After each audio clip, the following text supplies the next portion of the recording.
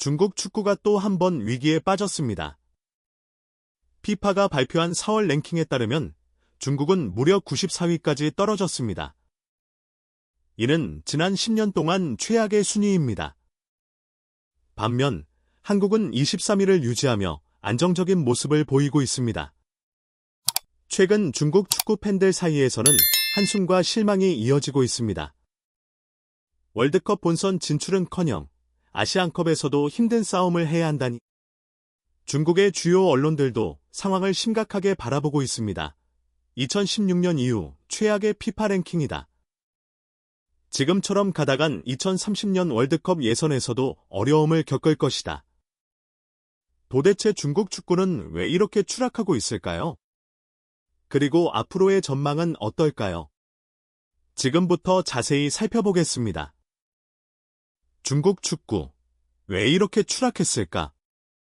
중국 축구가 다시 한번 깊은 수렁에 빠졌습니다. 2026 북중미 월드컵 아시아 지역 3차 예선에서 중국은 2승 6패라는 초라한 성적을 기록하며 시조 최하위에 머물고 있습니다. 월드컵 본선 직행을 위해서는 조 2위 안에 들어야 하지만 이미 그 가능성은 사라졌고 남은 두 경기 결과와 관계없이 조별 예선에서 탈락이 확정된 상태입니다. 최근 가장 충격적인 순간은 호주와의 경기에서의 패배였습니다.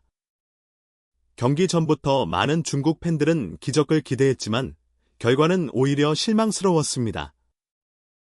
경기 내내 수비 실수와 공격력 부재가 반복되면서 상대를 위협할 만한 장면조차 만들지 못했습니다.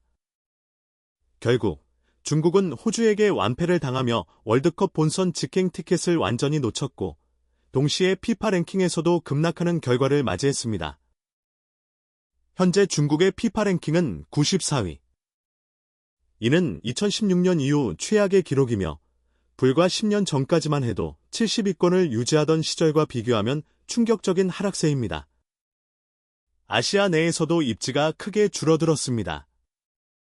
일본 15위, 이란 18위, 한국 23위과 비교하면 차이가 더욱 극명하게 드러나며 심지어 12위 안에도 들지 못해 아시아 14위까지 밀려났습니다. 과거 가시아의 강호라는 수식어를 꿈꾸던 중국 축구가 이제는 월드컵은커녕 아시안컵에서도 어려운 싸움을 해야 하는 처지가 된 것입니다.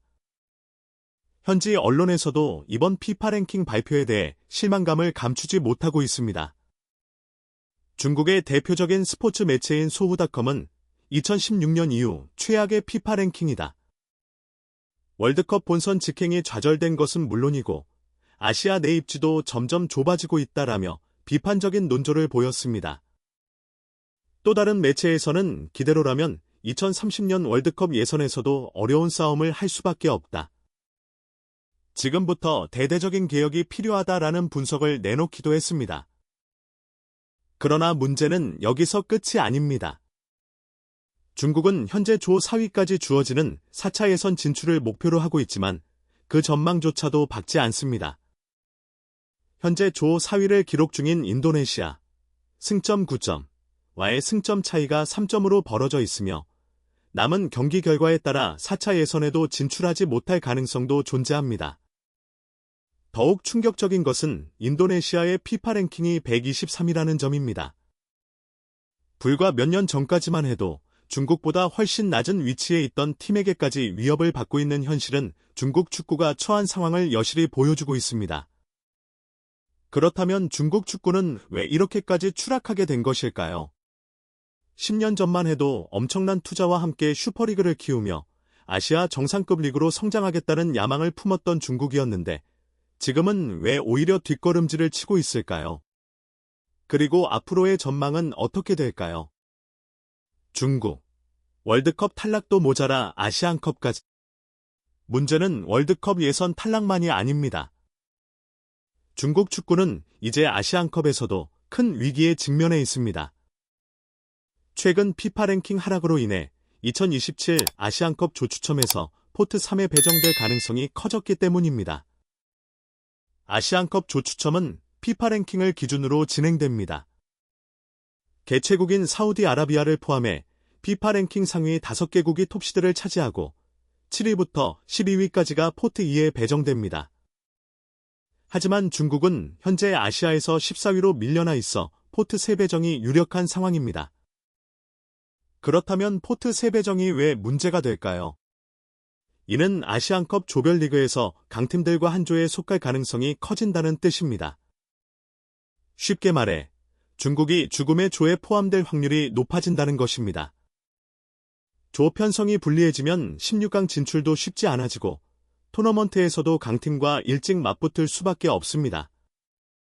만약 중국이 조별리그에서 탈락하거나 일찍 탈락한다면 피파 랭킹은 더욱 하락할 것입니다. 사실 중국 축구는 한때 아시아 정상급 팀을 꿈꿨던 시절이 있었습니다. 1998년 12월 중국은 피파 랭킹 37위까지 오르며 역대 최고 순위를 기록했습니다. 하지만 이후 점점 경쟁력을 잃어가면서 2013년 3월에는 109위까지 추락하기도 했습니다. 그리고 지금 다시 한번 그 최악의 기록을 향해 가고 있습니다. 이런 상황에서 중국 축구가 반등할 수 있을까요?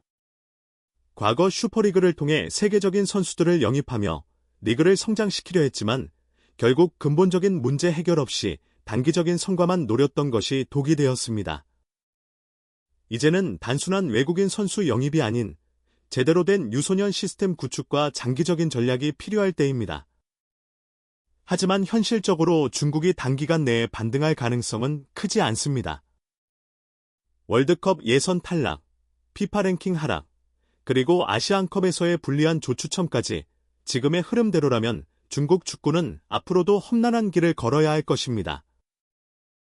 중국 축구, 문제는 어디에 있는가? 중국 축구가 이처럼 끝없는 추락을 거듭하는 이유는 무엇일까요? 거대한 경제력을 앞세워 축구 발전을 위해 막대한 투자를 해왔음에도 불구하고 국가대표팀의 성적은 여전히 부진합니다. 그렇다면 중국 축구의 근본적인 문제는 어디에 있을까요? 가장 큰 문제는 투자 대비 성과 부족입니다. 중국은 한때 슈퍼리그를 세계적인 리그로 만들기 위해 천문학적인 자금을 투입했습니다. 오스카, 헐크, 테베스 같은 유럽 정상급 선수들이 중국 리그로 이적했고 리그의 화려함은 절정에 달했습니다. 그러나 정작 중국 대표팀의 성적은 전혀 개선되지 않았습니다. 이는 중국 축구가 보여주기식 투자에만 집중했을 뿐 근본적인 선수 육성과 시스템 구축에는 실패했음을 의미합니다. 두 번째 문제는 외국인 선수 의존도가 지나치게 높다는 점입니다. 중국 슈퍼리그의 클럽들은 성적을 내기 위해 유망한 중국 선수들을 키우기보다 외국인 선수들에게 의존하는 경향이 강합니다. 즉, 리그의 수준은 외국인 선수들 덕분에 유지되지만 정작 중국 선수들은 성장할 기회를 얻지 못합니다. 이러한 환경에서는 대표팀의 경쟁력을 키울 수 없습니다. 세 번째 문제는 대표팀 운영과 전술의 불안정성입니다. 중국 축구협회는 성적이 나오지 않으면 지도자를 쉽게 교체하는 경향이 있습니다. 지난 10년간 중국 대표팀 감독은 계속해서 바뀌었고 그 과정에서 팀의 전술과 철학도 정립되지 못했습니다. 지도자가 바뀔 때마다 선수들의 전술 적응이 어려워지고 팀의 조직력은 약해질 수밖에 없습니다. 축구는 단기간에 바뀌지 않습니다.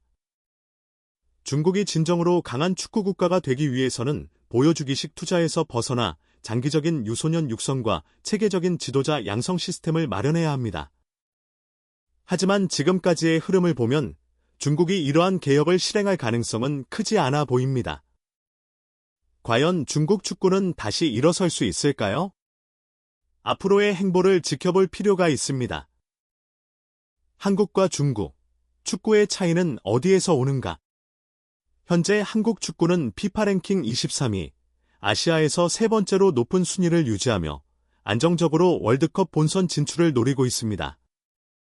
반면 중국은 94위로 10년 만에 최저 랭킹을 기록하며 월드컵은커녕 아시안컵 조추첨마저 걱정해야 하는 상황입니다. 이러한 차이는 단순한 실력 차이에서 비롯된 것이 아닙니다.